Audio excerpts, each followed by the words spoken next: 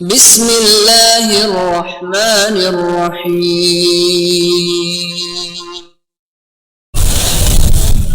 علی کو کون جانتا ہے؟ ماشاءاللہ سبق پورا ہو گیا۔ علی مولا کو کون جانتا ہے یا اللہ جانتا ہے؟ تو میں ایک اللہ سے سوال کر لیتا ہوں کہ آج کے مجمع کے لیے مجھے کچھ عطا کر دے تو میں انہیں دے دوں، اور ایک مولا نبی سے سوال کروں گا کہ کچھ دے دیجئے تاکہ میں اس مجمع کو دے دوں۔ اللہ کی بارگاہ میں جب میں گیا کہ یا اللہ تو مجھے علی کے بارے میں کچھ بتا، تو ارشاد آیا ہوا انما ولیکم اللہ ورسولہ والذین آمنوا الذین یقیمون الصلاۃ ویؤتون الزکاۃ وهم راکعون۔ جان لو تمہارا ولی اللہ ہے، اللہ کا رسول ہے، وہ جو ایمان لایا، جس نے نماز قائم کی، جو حالت رکوع میں زکوٰۃ دیتا ہے۔ حالت رکوع میں زکوٰۃ دینے والا تمہارا ولی، تمہارا سرپرست، تمہارا مولا۔ کان پک گئے تھے یہ سن سن کے کہ مولا صرف اللہ ہے۔ تم اللہ سے زیادہ اللہ کو جانتے ہو؟ اللہ تو کہہ رہا ہے تمہارے تین مولا ہیں، یا میں اللہ تمہارا مولا ہوں، یا نبی تمہارا مولا ہے، یا وہ جس نے حالت رکوع میں زکوٰۃ دی ہے۔ تلاش کر لو کون ہے جس نے حالت رکوع میں زکوٰۃ دی ہے۔ میں ایک جگہ بیٹھا ہوا تھا، ایک مفتی صاحب مجھ سے کہنے لگے آپ لا الہ الا اللہ تو ایک جملہ کہتے ہیں، محمد الرسول اللہ ایک جملہ کہتے ہیں، اور جب علی کی بات آتی ہے تو 3-4 جملے بولتے ہیں۔ اذانوں میں بولتے ہیں نا آپ لا الہ الا اللہ محمد الرسول اللہ علی ولی اللہ وصی رسول اللہ وخلیفۃ بلا فصل۔ تو علی کے بارے میں 3 جملے، اللہ کے بارے میں ایک، نبی کے بارے میں ایک۔ تو میں نے کہا جی ہمارا قصور نہیں ہے، اللہ نے بھی جب علی کی بات کی ہے تو قرآن میں 3 جملے بولے ہیں۔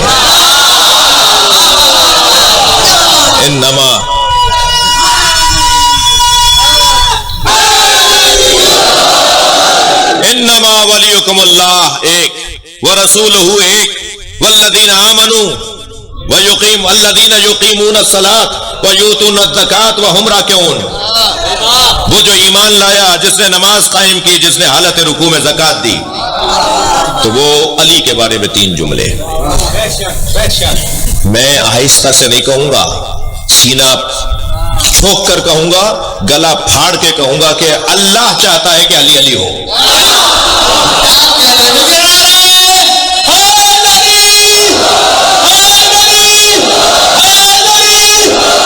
اللہ چاہتا ہے کہ ہر مجلس کا عنوان علی کو بناؤ۔ بہت بڑے عالم دین ہیں، میرے محترم ہیں، لہذا میں نام نہیں لوں گا۔ وہ کہنے لگے کہ 20 سال سے ایک نمازی، مفتی صاحب ہیں، 20 سال سے ایک نمازی میرا خطبہ سنتا تھا جمعے کا۔ مجھ سے کہنے لگا مفتی صاحب یہ حدیث صحیح السند ہے یا نہیں؟ زینوا مجالسکم بذکر علی بن ابی طالب۔ نبی نے فرمایا اپنی مجلسوں کو علی کے ذکر سے زینت دو۔ مفتی صاحب کہنے لگے، میں نے اسے کہا صحیح سند حدیث ہے، بالکل مستند حدیث ہے، حدیث سرکار نے فرمائی ہے کہ اپنی مجلسوں کو علی کے ذکر سے زینت دیا کرو۔ تو کہنے لگا مفتی صاحب میں آپ کے 20 سال سے خطبے سن رہا ہوں، آپ تو علی کی بات ہی نہیں کرتے۔ کہنے لگے اس شخص نے مجھے جھنجھوڑ ڈالا۔ میں ایک مرتبہ سوچتا چلا گیا، میں گہرائی میں ڈوبتا چلا گیا کہ یہ تو سچ کہہ رہا ہے کہ میں تو اپنے خطابات میں علی کی بات ہی نہیں کرتا۔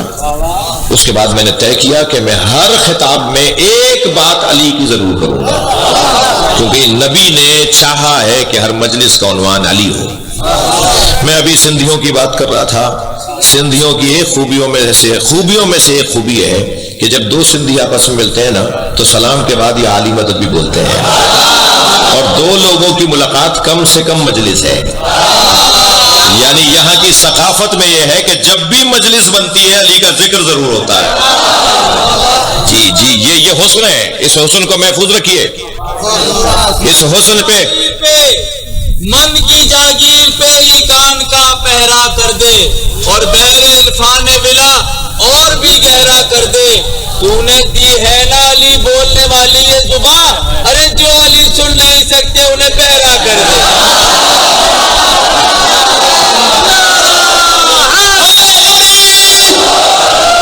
بھائی شاہ صاحب نے تو اپنی بات کی ہے، میں بھی تو اپنی بات کروں گا۔ جو علی سن نہیں سکتے انہیں کان عطا کر دے۔ صلوات پڑھیں محمد و آل محمد۔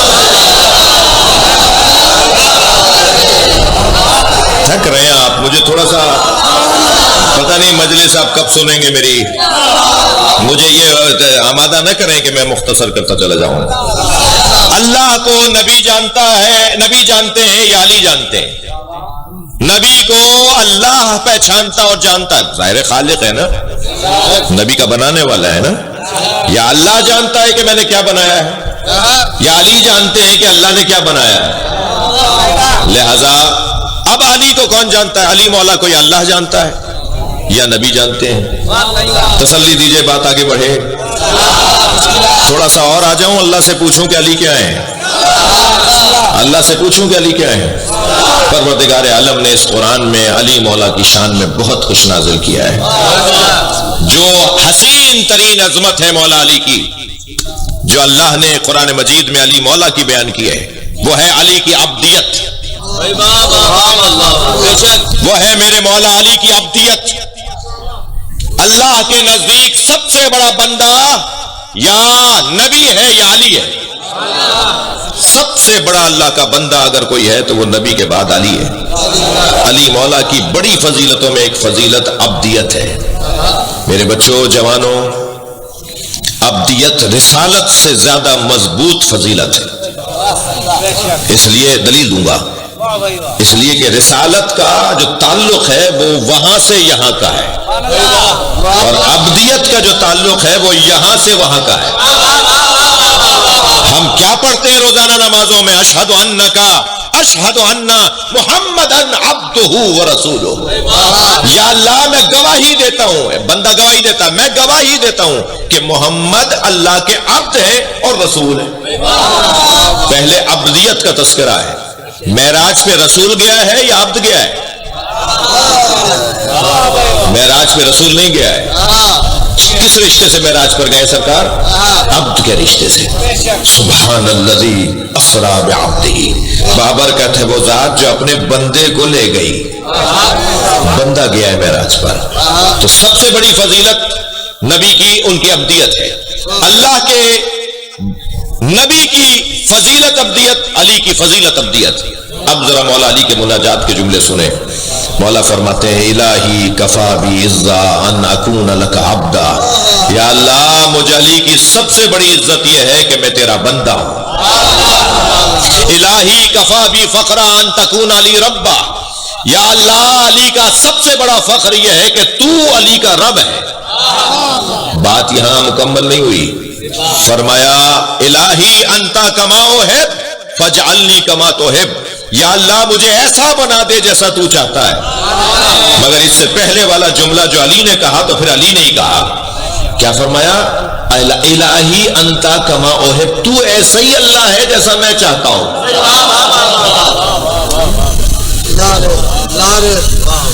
علی بتائیں گے کہ اللہ کی صفات کیا ہیں. آپ نے کبھی غور کیا کہ ہر ولی جب تک علی کا گھڑا نہیں بھر لے ولی نہیں بنتا؟ ہر ولی جب تک مولا کائنات کے دروازے پہ اپنا چکر نہ لگائے وہ ولی نہیں بنتا. 13 سلسلے ہیں تصوف کے، 12 علی تک پہنچتے ہیں، ایک حضرت ابوبکر تک پہنچتا ہے. تو جو حضرت ابوبکر تک جا کر پہنچتا ہے تو خود حضرت ابوبکر سے پوچھ لیتے ہیں کہ علی کیا ہے. بھائی ان 12 کے لیے تو کوئی الجھن ہی نہیں ہے نا، وہ جو جاتے ہی علی تک ہیں. جو حضرت ابوبکر تک جاتا ہے سلسلہ آخر میں جا کر سب سے بڑا نام حضرت ابوبکر کا آتا ہے. ان سے پوچھ لیتے ہیں اے حضرت ابوبکر آپ فرما دیجئے علی کیا ہے. تو حضرت ابوبکر کا جواب آئے گا لم تلد النساء مثل علی بن ابی طالب. کائنات میں کوئی عورت ہی نہیں ہے جس سے علی جیسا بچہ جنا ہو.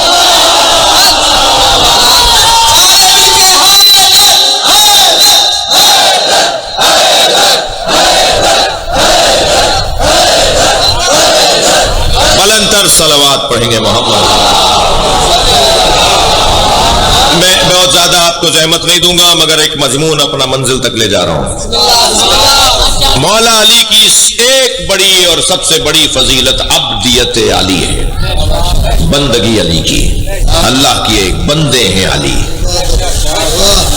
خبردار میرے بچوں جوانوں، تمہارے کان میں کچھ گھولا جاتا ہے. وہ جو تمہارے کان میں گھولا جاتا ہے وہ اگر علی کے مطابق ہو تو مان لینا، اور اگر علی کے خلاف ہو تو اسے دیوار پہ مار دینا. وہ کیا چیز گھولی جاتی ہے کانوں میں؟ وہ چیز جو گھولی جاتی ہے کانوں میں وہ چیز یہ ہے کہ معاذ اللہ علی اور اللہ کو ایک جیسا کہا جائے. جی نہیں، خبردار. علی مولا کو رب کہنے والا بھی مولا ہی نہیں ہے. علی مولا کو الوہیت کا عنوان دینے والا، علی کا چاہنے والا نہیں ہے. بھائی یہ ممبر نصیریت کا ممبر نہیں ہے. یہ ممبر نصیریت کا ممبر نہیں ہے، یہ علی والوں کا ممبر ہے. نصیری میں اور شیعہ میں موٹا سا فرق بتا دوں. نصیری اپنے مولا کے آگے آگے چلتا ہے اور شیعہ اپنے مولا کے پیچھے چلتا ہے. جو علی کو علی کے مطابق مانے وہ شیعہ ہے. جو علی کو علی سے زیادہ مانے، جو علی کو علی سے زیادہ سمجھتا ہو. علی نے تو یہ کہا نہیں، یہ کہہ رہا ہے علی ایسے ہیں. وہ نصیری ضرور ہوگا، غالی ضرور ہوگا، مگر مولا ہی نہیں ہے.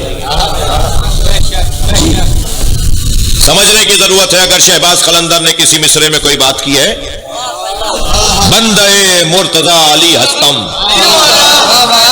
کوئی غلط نہیں کہا شہباز قلندر نے. جی شہباز قلندر نے بالکل صحیح کہا ہے. بندہ توجہ، بندہ عبدیت. اچھا آپ کے نام نہیں ہے عبد الحسین، عبد العلی، عبد الحسین. عبد یہاں پر مراد عبادت کرنے والا نہیں ہے، اطاعت کرنے والا. انتہائی علمی بحث کو میں نے 2 جملوں میں سمیٹ دیا ہے. عبد سے مراد یہاں عبادت نہیں ہے. ہم مولا علی، اگر عبد الحسین کسی کا نام ہے تو حسین مولا کا وہ عبادت کرنے والا نہیں ہے. مولا حسین کو سجدہ کرنے والا نہیں ہے. مولا علی کو سجدہ کرنے والا نہیں ہے. وہ مسلمان نہیں ہے. عبد الحسین کا مطلب عبد عبادت نہیں ہے، عبد اطاعت ہے.